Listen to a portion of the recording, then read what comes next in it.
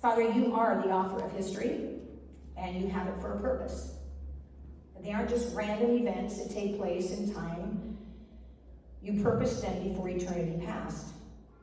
Before there ever was, it is a point in time when you said it is good and you started to make your creation, you already had a plan for that creation and where it was going, how it would endure, and then where it would end. And we are a definite part of that history. So, Father, we come to you today wanting you to speak to us through history, through these people who lived thousands of years ago, and through the events that took place, that you worked in their lives and you taught them things about you. We want you to work in our lives and teach us things about you. So I pray that through the prophets, through this history of your people Israel, that you would teach us as the church, as those who are your bride, what it means to serve a God who is holy, who is love, who is compassion, who is grace, who is mercy, and yet has wrath as well. He judges as well. You are a God who judges. You are just. There are so many pictures of who you are in this study. I just pray, Father, that you will just highlight them and that we will walk away closer to you and being different people and less tied to this world than we were before. May you be exalted, may you be glorified, and may our hearts be blessed and our lives be changed because of the study of the minor prophets. Thank you for this privilege. Thank you for this church. Thank you for these women. Thank you for the ability to learn new things that have to be spiritually discerned because you've given us your Holy Spirit. Thank you for your presence here. We bless you now in Jesus' name. Amen. Okay, I wasn't going to start at the beginning, but I guess I will. There were so many avenues of direction I wanted to go with this that it's really hard, and because there's so much here and there's so much to be gleaned from it. But if you are not somebody who is familiar with the Old Testament, I don't want to confuse you either. And that's why to jump into an Old Testament study, like I said, it's kind of right in the middle of the Old Testament. Many times we hear, the stories of Abraham, and we hear Moses, and we hear Joseph, and we hear all those stories, and then we talk about the prophets, but we really have no idea what those prophets were doing or why they were there or why they were significant. But they take up a major portion of the Old Testament, and they are quoted numerous times in the New Testament. I just heard a thing on the radio that yesterday, I think it was, a guy was giving a sermon, and he said the Old Testament is either directly quoted or referenced or assumed at least 400 times. I think it might have even been more than that. And that Jesus quotes the Old Testament 90 times in the New Testament. So the concept of thinking that we can just study the New Testament and we're all good is a fallacy, because there's too much of the New Testament that is contained there because of the Old Testament. So we definitely want to make this relevant to your life today, and it will be, because the way that they were living their lives and the message of the prophets is, if we had prophets today, they'd be saying exactly the same things to us if we had prophets that were sent to us as Israel did. But before I get to this kind of flyover of the history of the Jews, in order to understand where the prophets fit in that program, I wanted again to have you recognize that the whole point of this is that God speaks in history, and you can see that at the top of your lecture notes. As I think about this, as I've thought about this over the last several months, it never ceases to amaze me that God started time at a particular point. God is not in time. He is outside of time. But he said, I'm gonna take this little section right here of thousands of years, and I'm gonna stick it in my program. And I'm gonna have people living in that. I'm gonna have a planet, and I'm gonna have a history that goes on, and interactions. And I'm gonna teach my people something as I do that. And that to me is fascinating, that all of history is literally God telling us something. There is no time in history when God wasn't telling us something, because history is God telling his story. That's why people call it his story. That's what it is. It's all, from the very beginning to the very end, it's always God speaking. That's why as a teacher, my students try to tell me, why do we need to know this? Whoa, you don't want to say that to me. And I tell them, you don't have to know this. We don't. No, you get to. That's the way I see it. You get to know it. What they have to understand is whether you're talking about Hitler in World War II, or whether you're talking about the Moses coming out of Egypt, or whether you're talking about the Twin Towers, it's all God's story in history. And for some reason, he wrote it exactly the way he did. And there's times when I read it and I go, what? What was that about? Why in the world do I need to know that Dinah got raped? I mean, that just depresses me, is all that does. And yet we know God doesn't do anything without a reason. Everything he says is valuable and pertinent and is something we need to know, because it clarifies to us who we are and who he is. And so God speaks in history, and I just wanted you to see these three things that I specifically think is God's reasons. These are only three of them. We'll talk about other ones, but these are the ones I want you to see first of all. Before we get into the prophets, God is speaking in history, number one, to reveal himself to us. You know, it is crazy to me that we had a whole section of history where we had leaders of our nation who believed that God created and then stepped back and never involved himself in creation anymore. Those were deists. That's what Thomas Jefferson was. That's what many of the founding fathers were, that yes, God's power created the world, but God does not personally interact into the world after that. So he went about cutting out a whole bunch of stuff that happened because he didn't think that God would have done that. But that's why would God speak about history if it wasn't something we needed to know? He is not just writing to write. He didn't write this book and give it to people just for the heck of it, just like a journal. I think I'll write my journal. No, it's his letter to us. It's his information to us about how he creates, who he creates, what he does in that creation, how he feels about his creation, what his holiness, how it responds to that creation. That's what it's all about. He did it to reveal himself to us. I am so distressed about the fact that today we live in a church that is overindulged in Bibles, and yet they rarely read it. Or if they do, they read it one verse at a time. Let's just do one verse, and we're going to talk about it, and then we'll tell a whole bunch of stories about it, but we're just going to do that verse in that, and we're not going to put it in this context. We like that verse because it applies to what we're teaching. I mean, not that there's not a place for that sometimes, but that is not the way Scripture should be taught. Because it's an ongoing letter. It's an ongoing revelation. We call the last book of the Bible Revelation, but it's all the revelation of Jesus Christ from the first word in the beginning to the end. It is the revelation of Jesus Christ and God revealing himself through that. So, first thing he does when he speaks in history is to reveal it to us. So, we can't say that even though history sometimes seems boring, it's not significant. It is important. Because that's his story. That's what he wants us to know. Number two, it's to instruct us in his holiness.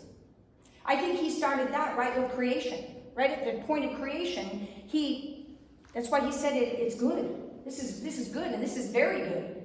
And then he even rested on the Sabbath because he wanted us to, he started to illuminate to us the kind of God he is, right from the very beginning. And I don't know about you, but I cannot go out and look at, like we were up to St. Joe this last weekend.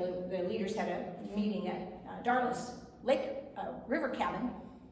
You can't drive up that road and not just go, whoa. I mean, seriously, it will move you to the core because of the colors, the water, the mountains, the sky, all of it. It's just like, oh my goodness. It is so, and it does something intrinsically to us as human beings, because God speaks even in his creation. Everything he does speaks. He's not a God who does not want to be known. He fully wants to be known. The question is, do we want to know him? That's the only question. And you're here because you do. And that's awesome. That's why we're here. So he wants to instruct us in who he is in everything he says and everything he does. He's revealing himself as the God of the universe. Now, I could go on for about half an hour just on what it's like to think about God.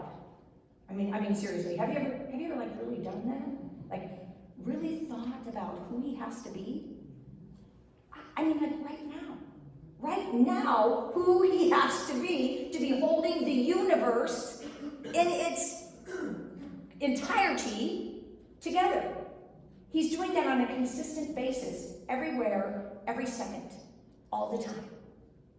And when we drop this body, we are instantly going to be in the presence of that power. Whatever, like I said, that would be my favorite subject if we could talk about that for a while. I don't think sometimes we even think about how marvelous, how magnificent, how mind-boggling God has to be. Just in the little bit around us, when that's a drop in the bucket compared to the universe. So he wants us to know that. He wants us to see that. But the only way we can see it is if we first know he's holy, right? That's the first thing we have to know about him. He's holy. And that's why I think he has to instruct us in holiness. And we're going to see that when we look at the history of Israel. That was his goal when he met with Israel and when he taught them. Number 3 is to identify to us where we go wrong so we can learn from it. You will find in the prophets over and over and over again, the prophets are simply saying, and God said, stop it. Stop it. Don't do that anymore. I cannot have fellowship with you when you are involved in things that are unholy. I am too holy for that. He is not just a God up there trying with a big stick, trying to beat us into conceding to what he wants us to do. He is like, no, I created you for a purpose, and I am who I am. And the only way you're going to find out who I am and find out who you are and be the best at that is if you understand my holiness. It cannot be taken for granted. And that's what happened in the prophets that we'll see in multiple ways. So he's going to reveal himself there in multiple ways. Okay, I have a whole bunch of stuff from Genesis and stuff that I'd like to go over. I think I'm going to save that for next week, just so that I can fly through this history of the Jews from Abraham to the exile. And I'm going to do this very quick, simply because some of it is going to be repeated in your first lesson to give you an idea of where the prophets fit in this history of the Old Testament. Because sometimes if we don't understand the significance of why they were there and how they got there, then they really don't mean anything to us. So we're going to just very quickly go back over that. So some of you, I would hope everybody here could do this. I would hope everybody here could give an overview of the Old Testament and understand its progression. Maybe by the time we're done here, that will be the way it is. Because that's really what we have to see in order to understand the significance of all of it. So let's just start then. We're going to start, and I noticed that I'm starting with Abram. I didn't even start with creation, because I've already talked about creation, and I didn't start with Noah, because remember, once they all sinned and went crazy, he wiped them out, and he started over with Noah. And when he started over with Noah, remember, again, we've talked about this numerous times, but we have to go back to the Genesis 3:15 promise. God promised Adam and Eve, when they fell, and he told Satan the curse, the seed of the woman, there's going to be a seed of the woman. Women don't have seeds, by the way, but the seed of the woman means a male person from the woman is going to, and the seed of the woman obviously would be God's seed when it comes right down to it, because we know who that seed is now. He's going to crush the head of the serpent, and then the serpent's going to bite his heel. So it's going to be a deadly attack with some wounding going on. The seed is going to be wounded, but Satan is going to be crushed. And that was given clear back in Genesis 3:15, which is very interesting, because then God eventually has to just destroy the whole world. What good is it to have the promise of a seed that's going to come and rescue everyone from this problem that we have now that you've got sin in your life and you can't fix it? What good is that if I'm going to wipe everybody out? Well, he didn't, did he? He didn't wipe everybody out. Who did he keep? Noah. He kept Noah. So we know that the seed of the woman is going to come through Noah, which Noah had 3 sons. And later on, we'll break that all down eventually, but we'll talk about that eventually. But in this particular one, I want to jump forward to one of the offspring of Shem was Abram. And Abram lived in the land of Sumer. Do we have that map, Fran? I don't know if you can get that up there or not. Yeah. What? Yeah. Yeah. The one that shows the Fertile Crescent and that one, yeah. So you can see down here where it says the Persian Gulf, where you guys, I put a today kind of map just so you could kind of relate to where Abraham was from. Do you have the one that shows Sumer on it? In Abraham's time as well? Nope, not that one. Nope, I think there were three, but this is one we're going to see where the tribes are split. You go back to that other one then. Okay, so you can see down here where it says Iraq and it says the Persian Gulf. Right up there by where it says Basra, you guys have heard of that because of the Iraqi war. Ur of the Chaldees, or Sumer, is where Abram was from, and so he was from that area. And you can see that whole section right there is called the Fertile Crescent, all the way from the Persian Gulf up and around, and then all the way, it's kind of around the desert right there, Saudi Arabia, and then down into where Israel is at. It's a crescent. It is a crescent, it's shaped like a crescent, that's why it's called the Fertile Crescent. And because of the rivers that are there, it is fertile. It grows crops well. Of course, we know that is the Euphrates and the I just went by. Tigris, thank you. Wow, couldn't see it. So we've got those two rivers that are there, creating kind of that fertile area that's there. Well, Abram was down from that area, and you can see right above there where it says Iraq. So today, that is Iraq. And that is where Abram was from. And he was a Sumerian, is really what he would have been, because he was from the area of Sumer. That was called Sumer at the time. And right above Sumer, where it says Basra, up by where it says Baghdad, that would have been Babylon. And then when you get farther up to where it says Mosul, that would have been some of the Assyrian territory, which we're going to talk about, because we've got all these different countries that eventually take over Israel, and they take them into captivity, so you'll need to know those areas. And then back where it kind of says the Zagros Mountains, that's kind of the area of Persia. So you'll have the Persian kings that are going to, all of those take over each other at one time or another, and that's how eventually Abraham's offspring end up back over in that land again. They're going to end up back there. So just wanted you to have a visual of that. But on your first blank, we have Abram is from Babylonia or Sumer. He went from there to Canaan. You can call it Babylonian. Sumer is where it was many years before. That area was kind of segmented into some different nations. So either Sumer or Babylonia, you're going to be right. It doesn't matter. It's Mesopotamia as on the whole. The whole area is called Mesopotamia. So then that starts in Genesis chapter 12, because remember, Abram is called by God and says, I'm going to give you a land and I'm going to give you a people, right? That's what he says. Where Abram was from, in that land of Sumer, they were very pagan people, so he came from that kind of people, but he was called out, and he went right up to the top of the Fertile Crescent. They stopped in Haran, because his father was with him, and his father was ill, so they stayed there till his father died, and that's where he got the call then to go on into Canaan, and because God's going to give him a land and make him a great nation. Now remember, at this point, he has no children. He's married, but he has no children. And so then I'm just going to jump from stories that you know that kind of carry that idea through. So then we have the promised child Isaac that arrives when he gets down into the promised land. And they are too old to have children. So you remember the story of where she gives him Sarah gives him her handmaiden, Hagar. I was going to say Hagar. I'm too much in the prophets. And they have Ishmael. But Ishmael is not the promised child. Okay, but that's where our confusion comes in today as to where the strife between Israel and many of the Arab nations around it. But we have Isaac, who is the promised child. Now remember, the seed of the woman, we're looking for the seed of the woman that's going to come and crush the head of the serpent. So we know that through Shem's son, Abraham, or its offspring, his son, now Abraham's son with the promise from God and the covenant. Next week I hope to go over that covenant fully so you'll see exactly what happened there, because that plays into what happened with the prophets. We have Isaac's son, Jacob, then escapes to Haran. Now after they come back down, then he has his children. Remember, Jacob steals the birthright, so he runs up to Haran. He goes back to Haran where Abraham's family is. And so he stays up there and gets a wife, and that's all of those stories. I've got the chapters there if you ever want to go back. But some of you should be tracking with me as far as the basic timeline, what's going on here. Then we have Jacob's sons are born in Haran, and remember he has 12 of them. And then eventually he returns to Canaan in chapter 31 of Genesis.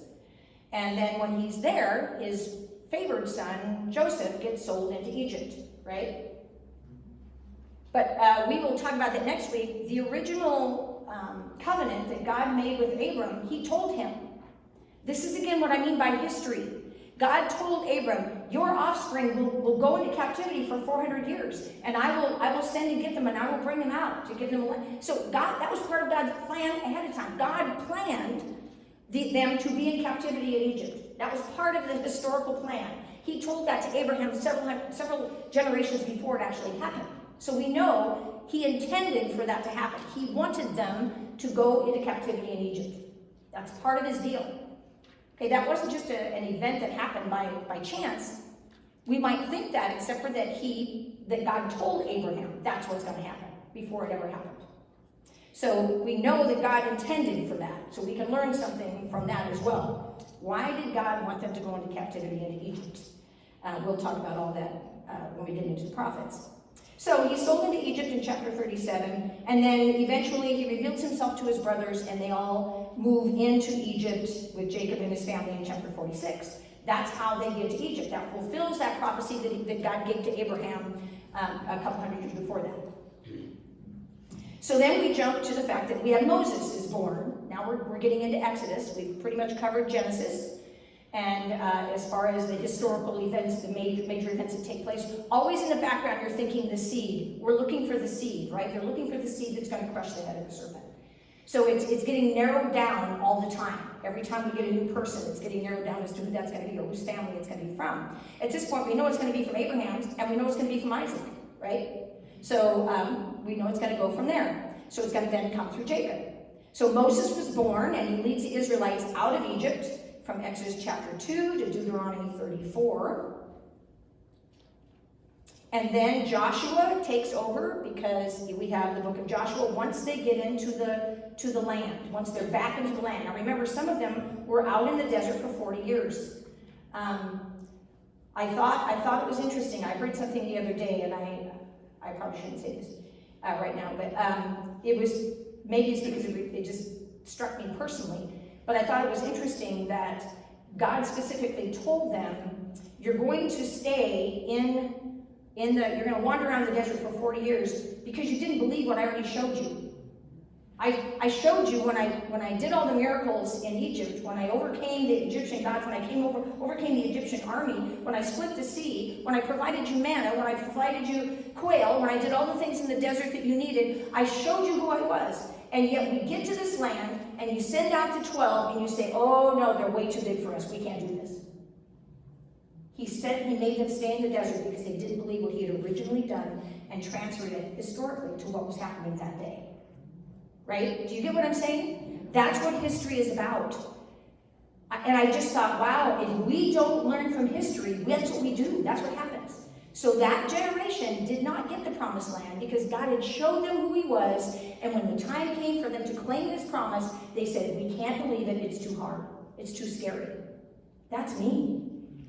I don't know about you, but I get scared of what's going around in this world right now. And so he said, if you can't believe me after all that I've shown you, then you just wander around this desert and you stay here. I don't want to stay in the desert. I want to go into the promised land.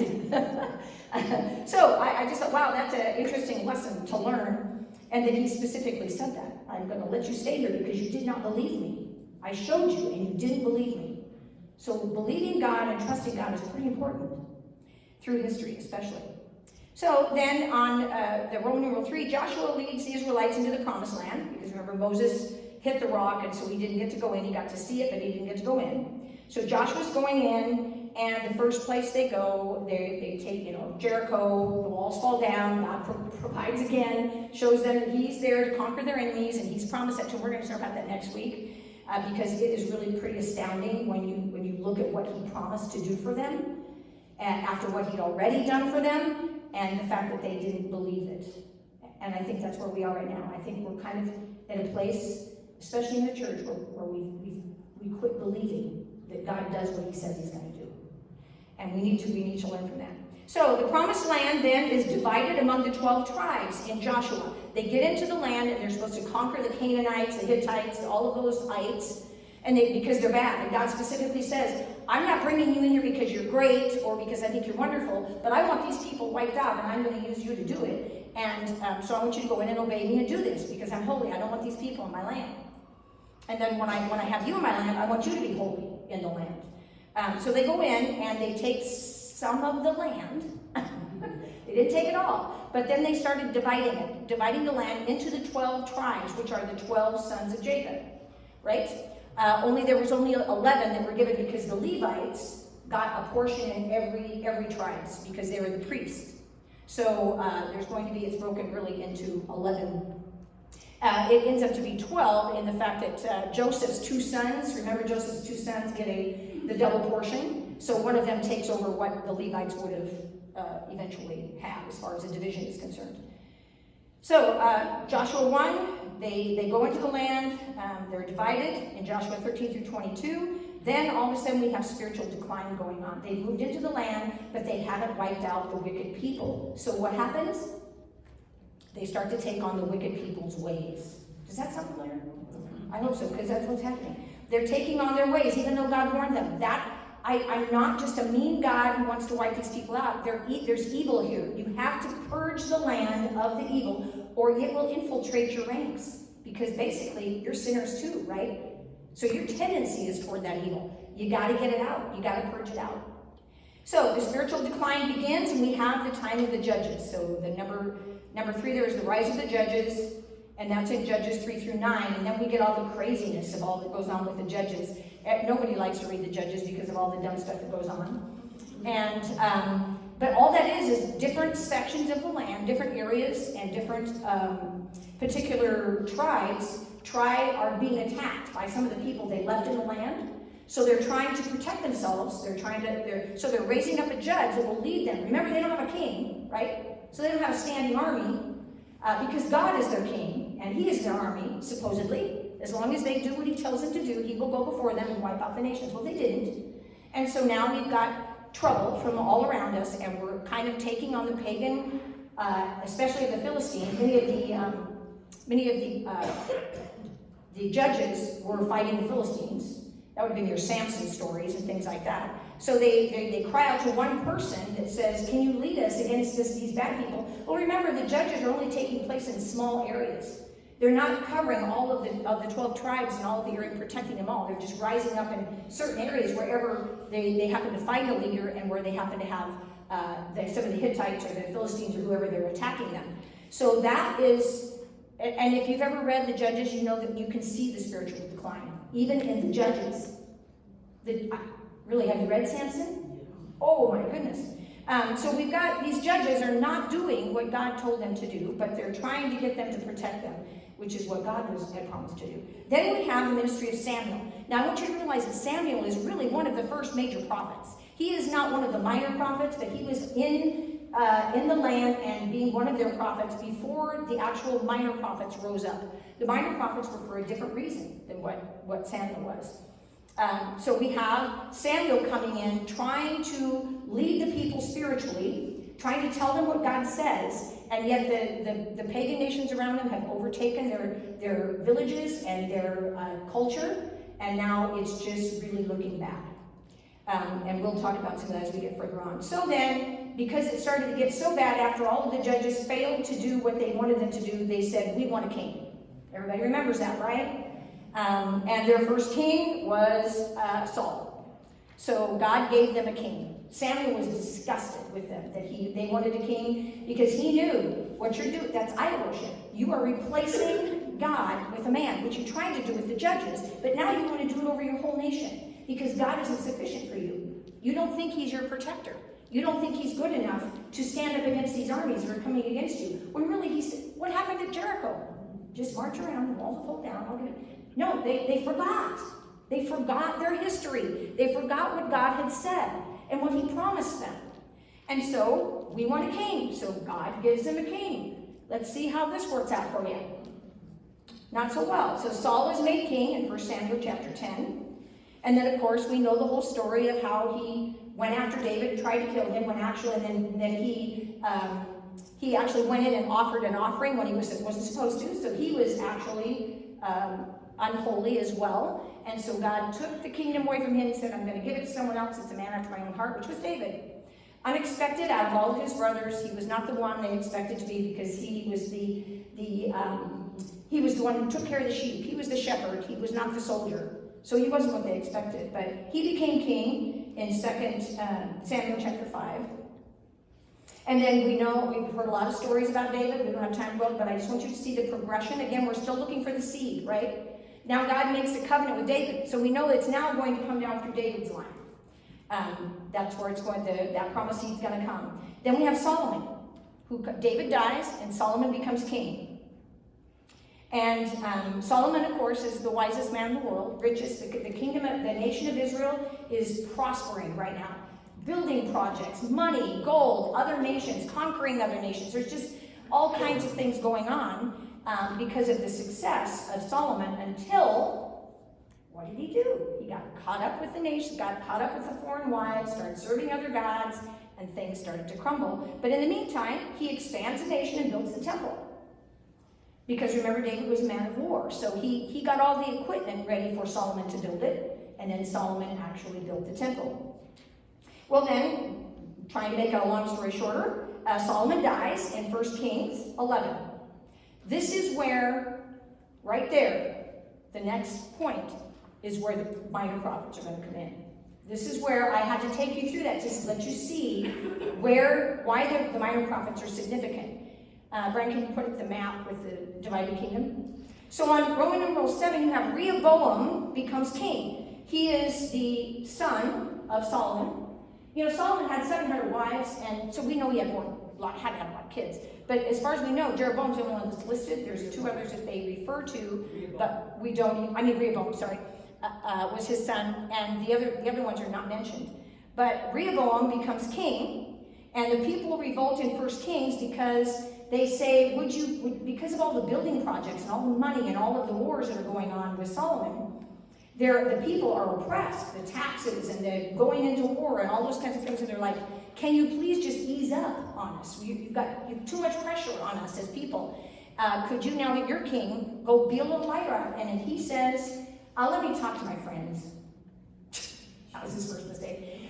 So he talked to his young friends, and his young friends are like, you don't want to let them think you're soft. You want to be even harder than David is. So he warned them, no, I'm not going to get soft. In fact, I'm going to be much, much harder on you than than Solomon ever was. I am going to expect even more things. You thought he was harsh? You wait with me. And so the people revolt. Rightly so, right? Remember at this point that all of the 12 tribes are unified into one nation at this point. But when this happens and the people revolt, there's a man who worked for Solomon actually, by the name of Jeroboam. And Jeroboam is kind of an official to Solomon, so he's got some clout, and but he's working for for Solomon and his son. He's working for them.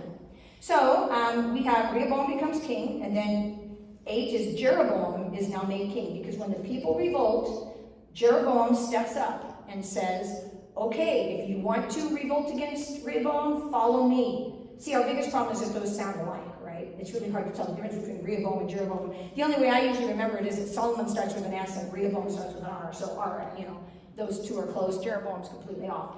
So Jeroboam goes to the north, and the kingdom divides. You can see that under where Jeroboam made king. And we have Judah and Benjamin in the south. We see the map again, Brad? Sorry, I didn't use it before we filled in blanks. So you can see where the line above Benjamin is, and you can see Judah below that. So we have Judah and Benjamin. Now Simeon was fully engulfed in Judah, but as far as we know through history, most of the Simeonites must have gone with the 10 tribes, because they're always dividing those 2 nations now into the southern kingdom, which is Judah and Benjamin, and they call it Judah, and the northern kingdom, which is the 10 tribes that were left. And that would include Simeon. Even though Simeon's land is down in Judah, I believe they went up with the rest of the 10 tribes. And you've probably heard of the 10 lost tribes of Israel. It will be those tribes eventually when we get into what happened when they were taken into Assyria. You'll see how they became the supposed 10 lost tribes. And so that's the division. So now this is how we're broken into the southern kingdom and the northern kingdom. Yes? What about Manasseh and Reuben? They are all those are only half tribes. They let half of them stay on one side and half of them stay on the other. So those are all included. That's really one tribe, but they split it on one side of the river to the other side of the river. And they all go with the 10. So that's where the kingdom splits. And now we have Judah is the southern part of it. And when we go into the prophets, and when you go into the Kings and the Chronicles, it's going to start talking about the kings of the southern kingdom and the kings of the northern kingdom. Jeroboam takes them south, and he puts up to the north, and puts up two, thank you, see, I've got these people here to keep track of me here, 2 golden calves in 2 different cities, we'll look at those later, to keep that 10 tribes from wanting to go down to Jerusalem to worship God. So he sets up idol worship in the northern kingdom. That is why the northern kingdom is really, it doesn't have one single good king, not a single one. And you'll have those are on the website now that you can copy that shows the different kings and when they served in the southern kingdom and when they served in the northern kingdom. So the first part of studying the minor prophets is going to be the minor prophets to the northern kingdom. The prophets that we first studied, most of them are warning the northern kingdom because they're so wicked. This will make more sense once you get into the lessons. I just wanted to give an overview, and you'll go back and go, oh, I remember she said that, or that showed that on the map. In fact, most of your Bibles probably have that in the back of your Bibles. So the first prophets we're going to be studying are prophets to the northern kingdom. And it won't be until after the Babylonian exile, and then after they return, that we get back to Judah's prophets. It was like 150 years between when the southern kingdom or the northern kingdom went into captivity in Assyria to where then finally the Babylonians took over the southern kingdom. So there's a lot of time essence that goes on in these as well. So now we have Jeroboam, the kingdom divides, Judah and Benjamin in the south and the other 10 in the north, called Israel. That's now the nation of Israel up there, and to the south they're called Judah, and that would be Judah, and that's why it gets confusing too when you're reading it, and it sounds like they're talking about the same thing, and they're not. They're talking about the 2 different kingdoms. And then, as I said, Jeroboam sets up temples in Bethel and Dan to discourage worship in Jerusalem. And then we have the next prophets who are not part of our minor prophet study, that will be Elijah and Elisha. During that time, immediately after this split, Elijah and Elisha are prophets to the northern kingdom, who is sufficiently evil, all of them. You will see this as we go along. And then the northern kingdom, Israel, had wicked kings that led the people into further sin.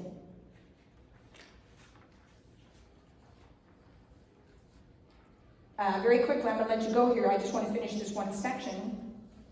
So on the back, you have number 5, the warning of God's judgment from the minor prophets, Amos, Hosea, and Jonah. And Jonah actually wasn't even to the northern kingdom. They were talking about Babylon. He was a prophet to Babylon.